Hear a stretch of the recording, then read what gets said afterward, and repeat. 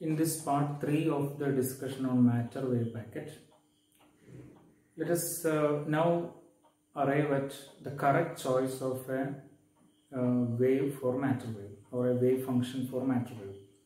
So now we know that the correct choice for a matter wave is a wave packet.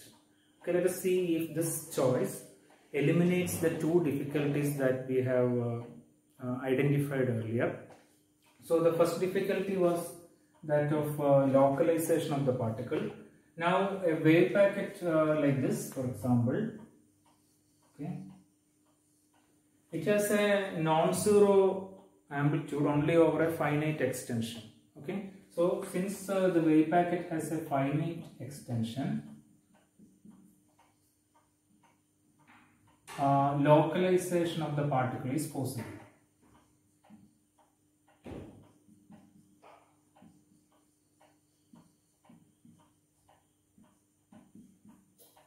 Okay, we can say that wherever the amplitude is non-zero, there is some finite probability of finding the particle. So that first difficulty is solved. Now the second, we can ask the question, what is the how the speed of this wave packet is related to the speed of the particle. Okay, if the this is our particle moving with the speed v, and this is the wave packet traveling with the speed. Okay, in the case of a wave packet, the correct speed that we have to choose is the group speed or group velocity. So let us ask the question, are they related, are they same? Let us see. So if this wave packet is chosen as a matter wave, then for any general wave packet, the expression for group velocity is this d omega by dk about the central wave number. This is for any general wave packet, any general pulse. It can be any wave. But if this is chosen as a matter wave, then immediately we know, as in the previous discussion, this angular frequency and wave number can be related to energy and momentum of the particle.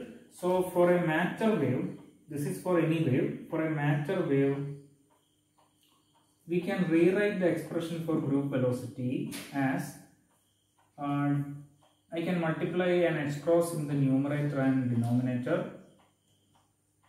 Therefore, this expression I can rewrite as derivative of energy of the particle with respect to momentum about the central wave number.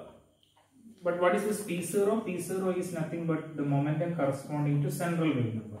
Okay, so central wave number of the wave packet. So this must be the momentum of the particle. If the momentum corresponds to the central wave number, must be the momentum of this particle. So we can say the particle momentum. So for a matter wave, the group velocity can be rewritten like this. Now, what is this quantity? The correct expression, the relativistic expression between energy and momentum is E square root of P square C square plus M square C raised to 4, where M is rest mass. Therefore, if I square both sides, okay, now I can differentiate this. So we have with respect to momentum. So 2E d by dp is 2p c square, and this is a constant, so derivative is 0.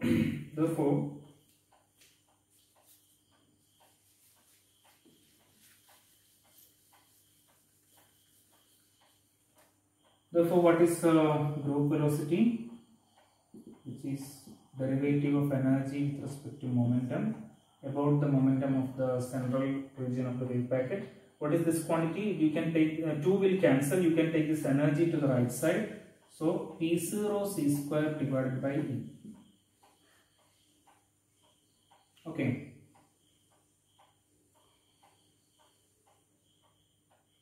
Now this is equal to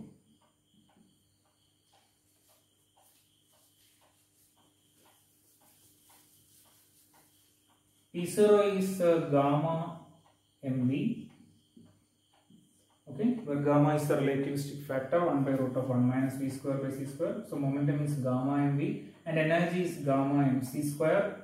So these terms will cancel and we get v.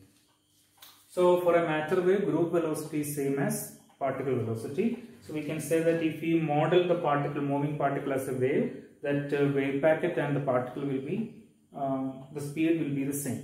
So we can say that a wave packet or a pulse or a wave group is the correct choice for a matter wave. The two difficulties are solved here. One more point is, let us rewrite the phase velocity of the individual harmonic waves in this wave group in terms of the wave number k. Let us try to see the dispersion relation between for the matter wave. Okay, we want to see phase velocity depends on k. Okay, let us see. So what is the phase velocity? Phase velocity is omega by k, which is equal to energy by momentum for a matter wave. This is true for any wave, but this is true only for matter wave. Okay. Now let us use the same expression. Energy is square root of P square C square plus M square C raised to 4. Now if I take this P square C square outside, it will become PC square root of 1 plus, then we get M square C raised to 4 divided by P square C square. So one C square will cancel, so we have M square C square by P square, or we can say MC divided by P whole square. Okay. Therefore, what is phase velocity? It is energy by P. So this P will cancel. So C into square root of 1 plus MC by, now P I can write as H cross K. Okay. So you can see that phase velocity for a matter wave, the phase velocity of the individual harmonic waves depends on the wave number k.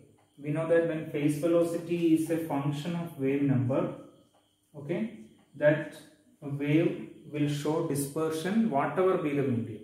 So even in vacuum, okay, the individual harmonic waves of a matter wave packet exhibits dispersion. Okay, and also the individual phase velocities will always be greater than c. Okay, because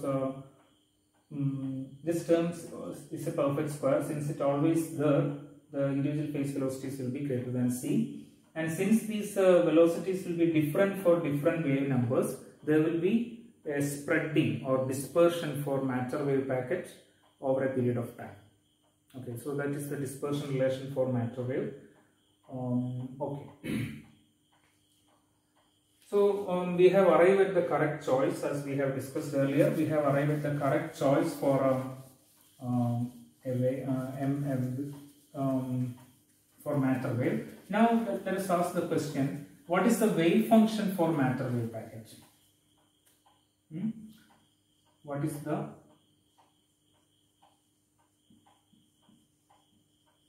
wave function of matter wave packet?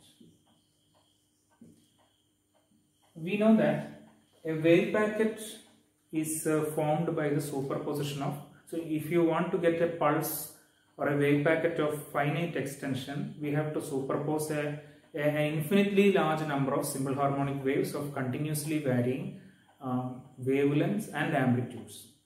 Now the resultant wave function can be expressed as a Fourier integral. Okay, so this will be a Fourier integral,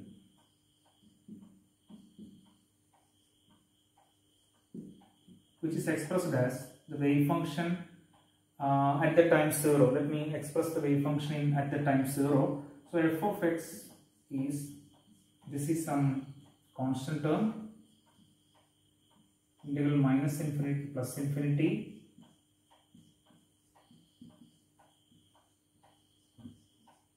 okay. Now here let us consider different factors. This is the wave function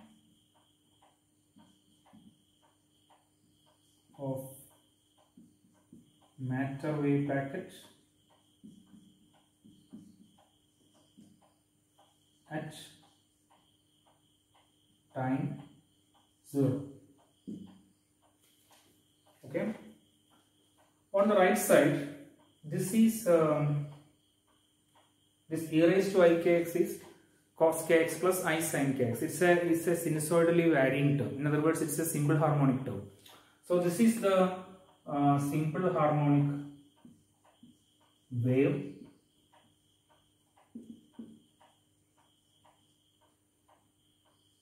of wave number. What is the wave number? K, which is equal to 2 pi by lambda. Okay, so this is an inconstituent harmonic wave. So we are integrating over K, which means we are basically, it's a summation. When the wave number between individual simple harmonic waves is continuously varying, the difference tends to 0, then that summation becomes integration. So we are considering, we are summing over K or integrating over K, which means we are considering many such simple harmonic terms. So this is one simple harmonic wave with the wave number K is equal to 2 pi by lambda. And what is this? This term is this A of K. This is the amplitude or amount, okay, amplitude of the simple harmonic wave.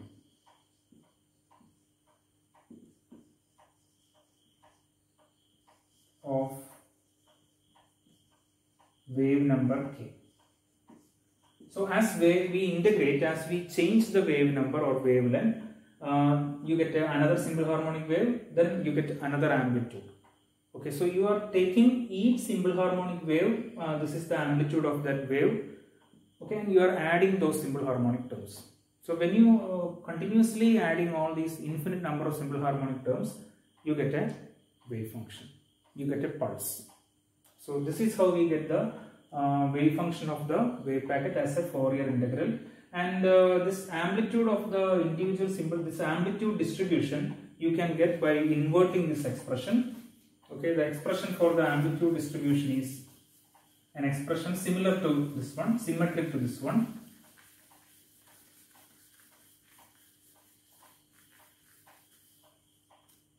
So the amplitude distribution is obtained as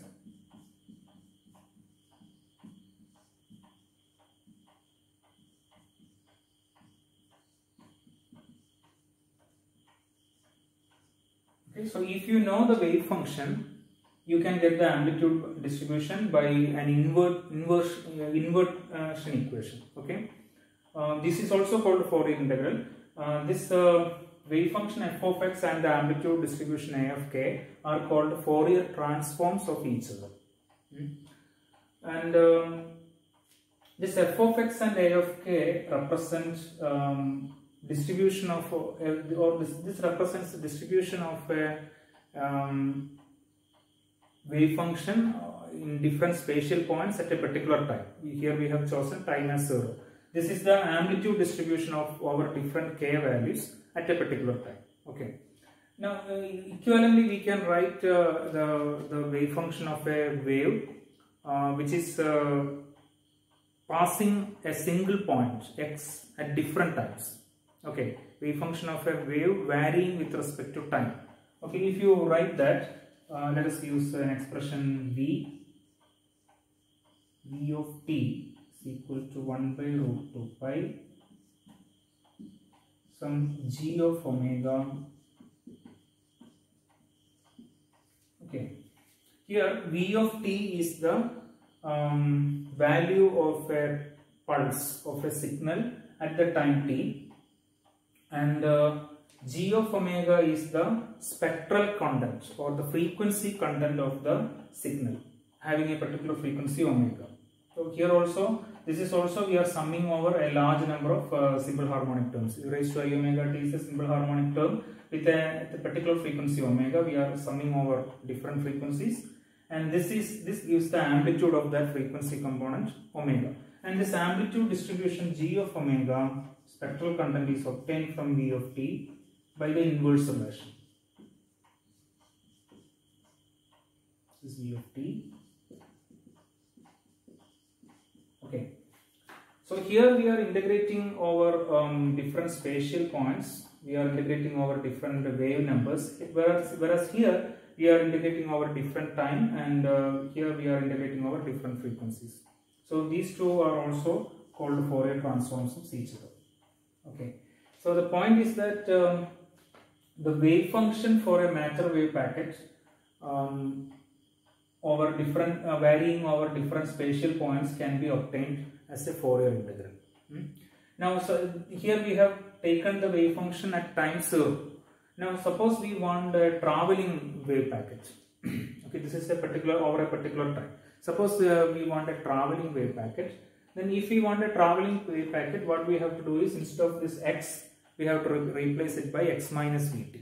Remember that relation y at x at the time t is equal to the wave function at x minus vt at the time 0. So this is the wave function at the time 0. Then the wave function at the time t is obtained by replacing x by x minus vt. Okay. So for a traveling wave packet,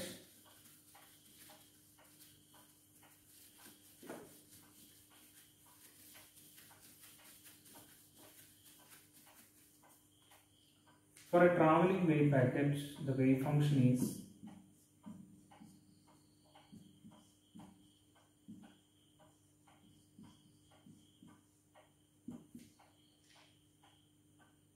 instead of x I am replacing by x minus vt. So we have this.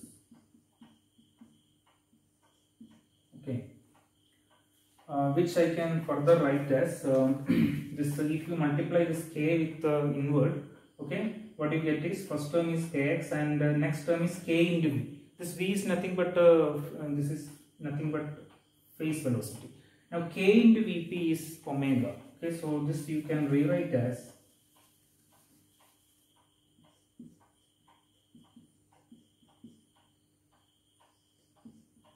like this. One point is that this omega must be a function of k. Okay, so this integration is not straightforward. This omega is also a function of k. Omega can vary with k. So this is the wave function for a traveling wave packet. Okay. So this is how we write the wave function of matter wave packet, and let us consider an example at time 0. Then let's see, once we get the amplitude distribution, how we calculate the wave function using this expression. Let us consider one example.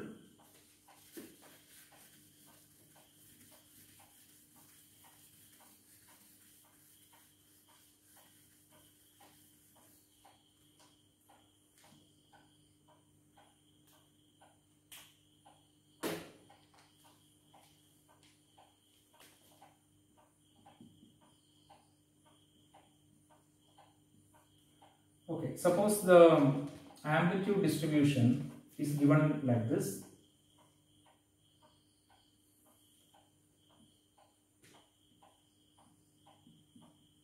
Okay, suppose it is a rectangular pulse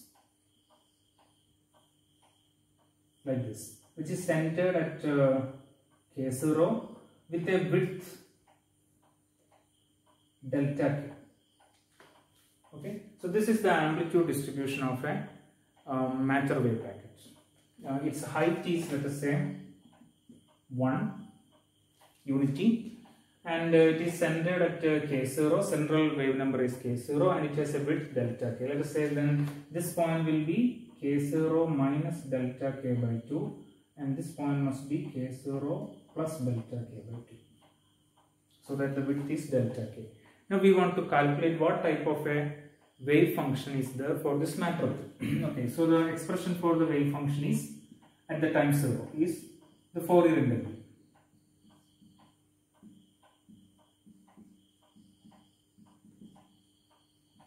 Okay, so if you substitute this value 1 by root 2 pi, since this a of k is non-zero only from this limit k0 minus delta k by 2 to k0 plus delta k by 2, the limits of integration we can limit to k0 minus delta k by 2 to k0 plus delta k by 2.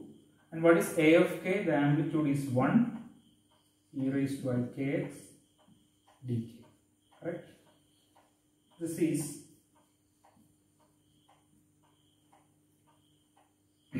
okay, so we can integrate this. So e raised to I kx. If you integrate over k, what you get is e raised to I kx divided by ix, and the limits are from k0 minus delta k by 2 to k0 plus delta k by 2. Okay, that's equal to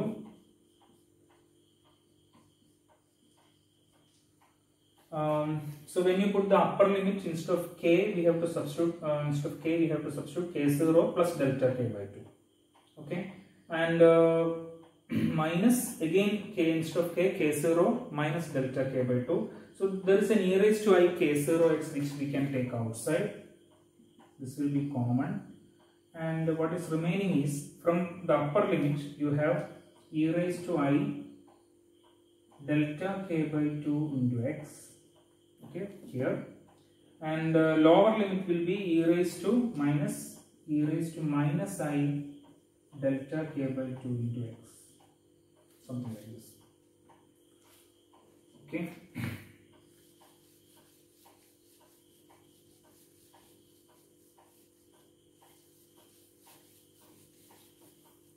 Okay, if you simplify, f of x is equal to 1 by root 2 pi 1 by ix e raised to I k0x, and this is e raised to I theta minus e raised to minus I theta. This is cos theta plus I sin theta. We have here cos theta minus I sin theta, so cos term will cancel, and we have 2 I sin theta. Okay, so we have 2 I sin, what is theta, delta k by 2 into x. So this I will cancel. Okay. And this is sin theta. Okay, so this we can write as a sinc function, which we can write like this: 1 by root 2 pi. Suppose I multiply numerator and denominator with a delta k. So delta k I will put here. So delta k. Then denominator already I will cancel. Denominator we have an x. So I want to have a similar term in the denominator also. So that sin theta by theta I can plot. Sin theta by theta is called sinc function. So theta here we have delta k by 2 into x. Already in the denominator we have an x. This 2 also I can take to the denominator. Since I multiply numerator and denominator with the delta k, so what we have is sin delta k by 2 into x divided by delta k by 2 into x. This delta k will cancel. 2 can go to the numerator, and x is already there in the denominator. Okay, and the remaining term is e raised to I k0 into x. This is the wave function. This is called a sinc function. So immediately we can note that this wave function has a complex term here. That means the wave function is a complex function. So in general, I have mentioned that this wave function for matter wave packet can be a complex function in general. It can be real also, but in general it can be complex. So here we get a complex wave function. Let us try to plot the real part of this wave function. So the real part involves the expansion of this is cos k0x plus I sin k0x. If we plot the real part, there is a cosine term here, and there is a sinc function with an amplitude here. Let us plot this.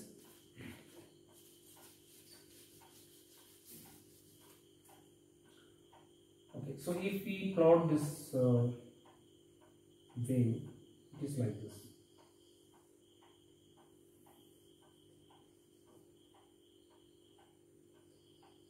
F of x. Okay. So there are two parts here. There is an oscillating, a fast, a high frequency. Remember the beats that we have written, the wave function after the superposition of two simple harmonic terms. There is a high frequency part and a slowly varying part. Okay, here this is the high frequency part. Okay, and this is the low. See, the wave number is k0. This is the low frequency part. This is the, if you consider this as the amplitude, we can say that this entire term represents a slowly varying amplitude, a sort of amplitude modulation. Okay, slowly varying because delta k is small. This is a highly fluctuating, highly varying, high frequency part. So if I plot this low frequency part, this part as in dashed lines, this will be like this.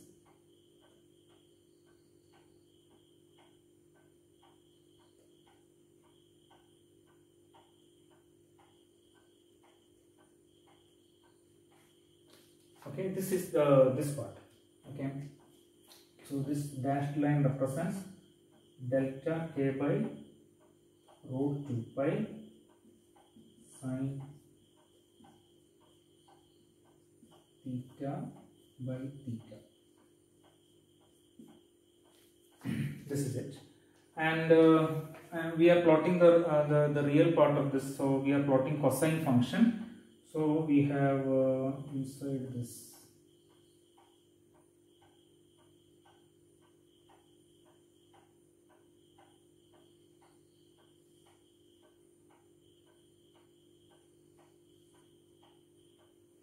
okay.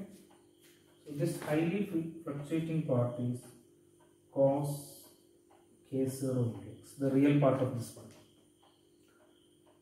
Okay, so we can see that its extension is finite. It will the amplitude will die out rapidly. Let us consider what is the width of the central pulse, the high amplitude pulse. This is the maximum amplitude, the central pulse, central envelope. Let us consider the limits. So what are these 2 points? Okay. So this envelope goes to 0 at these 2 points. Okay, this envelope is represented by a sinc function like this. Let us consider this numerator sine delta k by 2 into x. So at this point, this numerator, the sine function should go to 0. We know that the sine function will go to 0 at pi. So at this point, delta it should be sine pi. That is delta k by 2 into x should be equal to pi.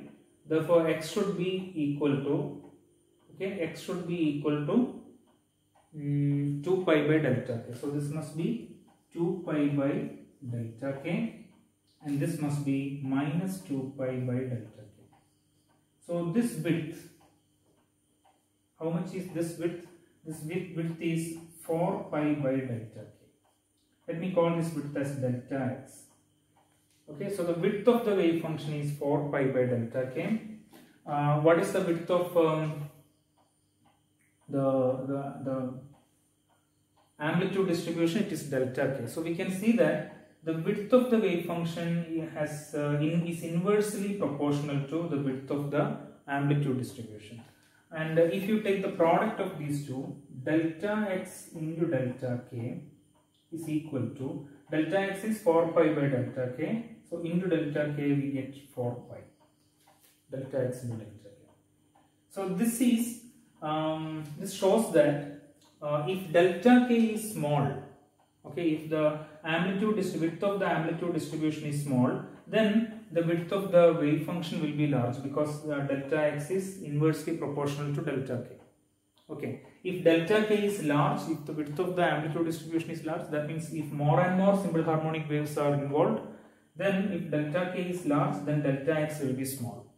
This we have discussed earlier. If you add more and more simple harmonic terms, if the amplitude distribution has a wide range, then the wave function will become narrow and narrow. A narrow pulse we will get. Okay, so in general, the relation between delta x into delta k is, the product is of the order of 1. Okay, here we get 4 pi. Generally, it is of the order of 1. So in other words, there is a reciprocity relationship between, there is a reciprocal relationship between the width of the wave function and the width of the amplitude distribution. This is called an uncertainty relation.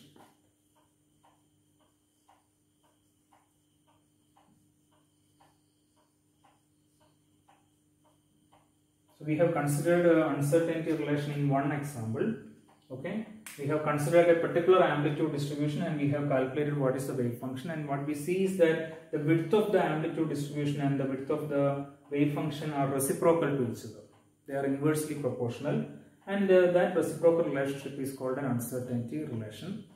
And from this we will come to Heisenberg's uncertainty relation in the next class. Okay.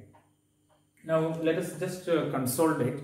When de Broglie originally proposed the idea of matter wave, what was his idea? If you have a particle moving with some momentum, let us say p0, then it has a wave nature with wavelength is equal to h by p0. That means there is a monochromatic wave, a wave of a fixed wavelength for this particle. That is called de Broglie wave. But then we find that if there is a wave with a wavelength, a definite wavelength, then it necessarily has infinite extension. Then we cannot use it as a matter wave. Then we chose a wave packet, a pulse for a matter wave. But when we choose a wave packet or a pulse for matter wave, what happens is a pulse is formed by a large number, superposition of a large number of simple harmonic waves of varying wavelengths. That means this, so the correct choice for de Broglie wave for a matter wave is a wave packet, right? But this wave packet represents a spread in wavelength. It's not a wave like this, a monochromatic wave with a fixed wavelength. It represents a spread in wavelength.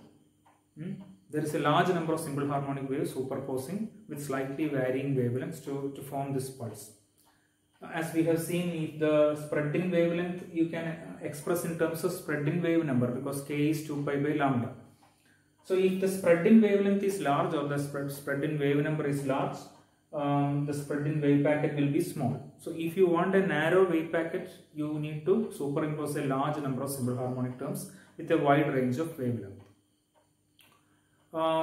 So there is a finite, if there is a finite extension for the wave packet, then it consists of wave numbers or wave individual simple harmonic waves with a finite spread in wavelength, or as finite spread in wavelength means that there is a finite spread in wave number, or we can say a finite spread in momentum, because the wave number and momentum are connected, or wavelength and momentum are connected. So a finite spread in wavelength means a finite spread in momentum. So that means we cannot consider even a free particle if it's a quantum system. We cannot consider even a free particle having a definite momentum. It's a perfectly free particle, it can have a definite momentum, but often we are interested in localizing this particle, trapping this particle in different regions. Whenever we want to localize a particle, then immediately you need a wave packet of finite extension. When there is a wave packet of finite extension, it involves a large number of simple harmonic waves with a finite spread in wavelength or a finite spread in momentum. So whenever we try to localize a particle, then immediately we have to drop this idea that the particle has a definite momentum. Okay, its momentum can be, it has a mean value of momentum, but on either side of this mean value, it has a different momentum. Okay, so this momentum can be considered as only a mean value of a spread in momentum. So if the spread in momentum constituting the wave packet is large, then the wave packet will be narrow. If the spread in momentum is small, the wave packet will be wide, as we have seen in this example. So there is a reciprocal relationship between the width of a wave packet delta x and the width of the momentum values delta p.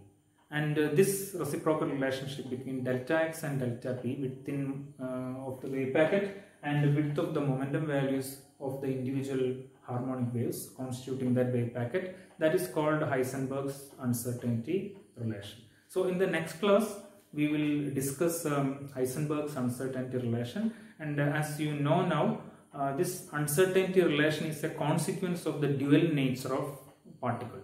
Okay, it's a particle as well as it is a wave. Okay, so because of this dual nature, uncertainty principle arises. So in the next class, we will discuss that. Thank you.